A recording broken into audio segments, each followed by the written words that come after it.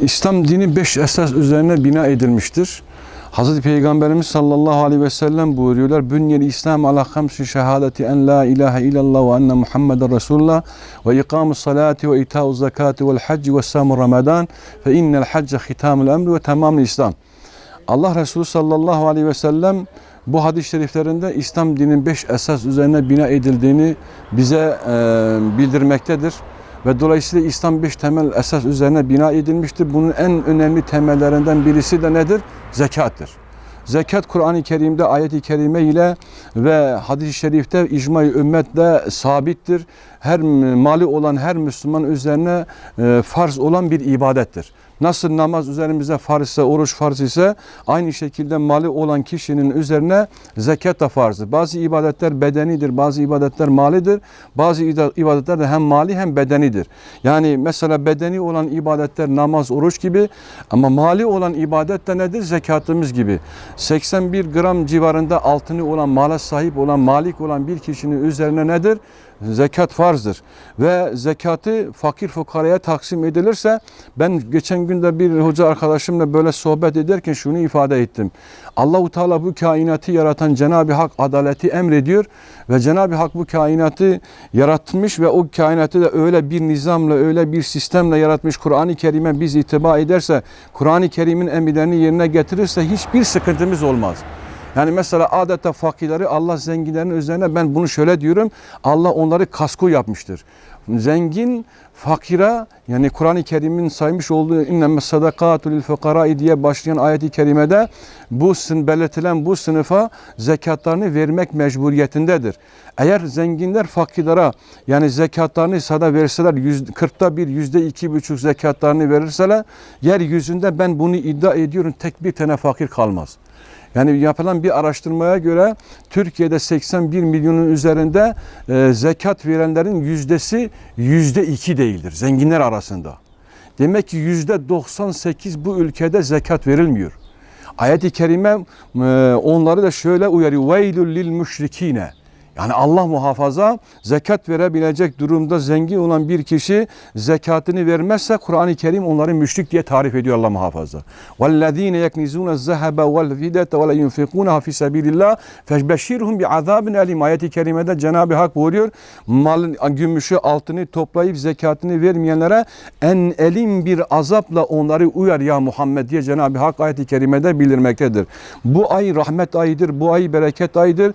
Bu ayda birbirimize yardımlaşmayı yapmamız lazım. İrhamu men fil erdi yerhamukum men fis semai. Allah buyuruyor, siz yerdekilere merhamet edin ki göktekiler de size merhamet etsin. Men la yerham la yurham. Merhamet etmeyene merhamet olmaz. Biz fakire fukaraya elimizi uzatırsak Cenab-ı Hak da bize merhamet eder. Onun için bu ayda zekatlarımızı, fitrelerimizi mutlak surette ihtiyaç sahibi olan kardeşlerimize vermek zorundayız ve mecburiyetindeyiz. Özellikle bu koronavirüsünden dolayı, bu hastalıktan dolayı işini kaybeden ve birçok durumu vahim olan kardeşlerimiz var. Geçen gün bir kardeşim bir kurumda çalışıyor diyor, birisi bana bir telefon açtı. Hocam ne olur, benim çocuklarım açtır, yiyecekleri ve içecekleri yok. Ne olur bize bir gıda maddesi getirin. Bir iki açtı diyor, kalktım gittim baktım ki kapıyı açtım, durum vahim. Buzdolabının kapısını çektim diyor, bir soğan bile içerisinde yok. Çocuklar uyuyor, vallahi diyor bunları da aynı Hazreti Ömer dönemindeki gibi bunları da böyle kandırarak uyuttum diyor. Ve diyor ağladım geldim hüngür hüngür yerimde. Bütün arkadaşlarım, memur arkadaşlar etrafında toplandılar. Hocam niye ağlıyorsun? Vallahi durumu böyle gördüm. Hemen diyor bir şeyler topladı, götürdük, verdik, duasını aldık. Nice böyle insanlar vardır. Onun için o zengin olan kardeşlerimiz birbirlerine, yani fakirlere, fukaralara, komşularına mutlak surette yardım etsinler ve burada bu ayda yapılacak yardımların sevapları da çok daha büyük, mükafatı daha büyük olacak. Yani her gün, her Allah'ın günü, ben bunu da ifade etmek istiyorum. Her Allah'ın günü 2 melaike yeryüzüne iniyor. Bir melaike dua ediyor. Tacül usul fi hadis Resul. Yani kaynağı da veriyor. Sahih hadiste 2 melaike iniyor. Biri dua ediyor, biri beddua ediyor. Zengin kardeşlerimiz korkmasın. Verdi mi mal gider. Bakın Allah Resulü buyuruyor ki bir melaike dua ediyor. Allahümme a'ti munfikan halefen. Ya Rabbi senin yolunda harcama yapanlar, senin yolunda mal verenler, zekat verenler, hayır hasenat yapanların elini doldur ya Rabbi, yerini doldur diye dua ediyor. Bir melaike de şöyle beddua ediyor. Allahümme a'ti mumsiken telefen. Ya Rabbi o vermeyenlerin elinden al. Yani o toplayıp da zekatını vermeyenler de şunu düşünmesin. Bu mal bana kalacak. Bir çocuk gelir kumar oynar 2 dakikada malı gider. O mal hem dünyadan gider hem ahirette gider. Dolayısıyla bu ay yardımlaşma ayıdır. Bu ay da fakir fukaraya el uzatmak lazım. Allah Resulü buyuruyor. Bir komşunuz eğer varsa fakirse, durumu ihtiyacı varsa, hatta zengin de olsa çorbayı yaparken biraz daha fazla yapın. İçine katacağınız gıda maddeleri yoksa suyunu arttırın. Hiç olmazsa bir kapta komşunuza ikram edin buyuruyor Aleyhisselatü Vesselam. Bismillahirrahmanirrahim. Kriz başlamadan önce, yani bu koronavirüs hadisesinden çok önce özellikle üzerinde durduğum, yakın temas içinde olduğum kardeşlere tavsiye ettiğim bir husus vardı. Allah'a hamdolsun bu memlekette bütün ümmete uzanabilecek, insanlığa uzanabilecek çok sayıda dernekler, vakıflar açıldı ve ciddi faaliyetlerde bulunuyorlar. Fakat bu konuda bir organizesizlik var. Yani her dernek, her vakıf kendine göre bir plan, proje hazırlıyor. Dolayısıyla neredeki eksik tamamlanıyor, nerede eksik var, hangi konularda ne kadar yardım yapılıyor, bu konu net değil. Yani bu sizin de aracılığınızla Türkiye'de bu maksatta kurulan dernek ve vakıf yöneticilerine de özellikle hatırlatmak istiyorum. Artık bir federasyon, bir konfederasyon haline gelinebilir. Ve bu bünyede bazı dernek ve vakıflar arasında taksimat yapılabilir. Mesela aynı ihtiyacı olan ailelere yönelik bazı dernekler iş bölümü halinde kendisine vazife edinir. Onlar o bölümle ilgilenir. Nakdi ihtiyacı olan kısma bazı dernekler. Ciddi manada işsizlik sorunu had safhada şu anda belki bir iş yerleri açma durumu olabilir bazı derneklerin. Evlendirme şu anda ister istemez evlilik de sekteye uğradı. Zaten pahalıydı evlenmek. Şu anda biraz daha pahalandı. Onunla ilgili derneklerde bir iş bölümü yapabilir.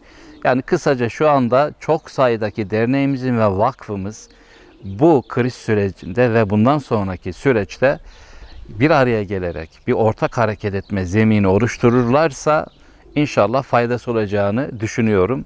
Onun dışında devletin yapacağı bazı şeyler vardır. O bizim şu an için yapabileceğimiz veya bizim uygulama alanımız içinde olmadığı için biz özellikle fert olarak yapacağımız bir kısım faaliyetlerin dışında dernek ve vakıfların bu işte belirleyici olacağına inanıyorum. İnşallah böyle bir çalışma içine girilirse, bir konfederasyon olma durumu olursa herkes iş bölümü içerisinde üzerine düşeni yapar ve en hafif şekilde atlatmış oluruz. Yine zekat ve fitre paraları duyarlı olan Müslüman kardeşlerimiz özellikle Ramazan ayını bekliyorlar zekat için. Zaten fitrede bu ay içerisinde bir vecibe. Ne yapabilirler? En yakınlarımızdan itibaren, zaten sünnet olan da budur. Binamızda, apartmanımızda veya akraba çevremizde, mahallemizde tanıdığımız, bildiğimiz zor durumda olan kardeşlerimiz varsa yine bunu da bir organize şekilde halletmemiz gerekir. Yani özellikle organize üzerinde duruyorum. Çünkü münferit yapılan hiçbir iş neticeye ulaştırmıyor. Nerede nasıl yapıldı, eksi tarafı, artı tarafı nedir onlar bilinmiyor. Organize olunursa şayet kaymakamlıkta listeler var. Yani her ilçenin kaymakamlığında mağdur olan ailelerin listeleri var. Şayet liste orada yoksa dahi, yani ulaşmak mümkün değilse mahalle muhtarlıklarında bu listeler var. Kardeşlerimiz biraz daha hassas davranıp gerçekten yardıma muhtaç olan kim varsa, rahatsız, hasta olan kimler varsa o isimlere ulaşıp bu şekilde hem zekatlarını hem fitrelerini hem diğer sadakalarını değerlendirebilirler inşallah. Bismillahirrahmanirrahim. Allahu Teala Kur'an-ı Kerim'de zekatla ilgili, zekatın alınıp verileceği yerlerle ilgili bize 8 sınıfı beyan etmiştir.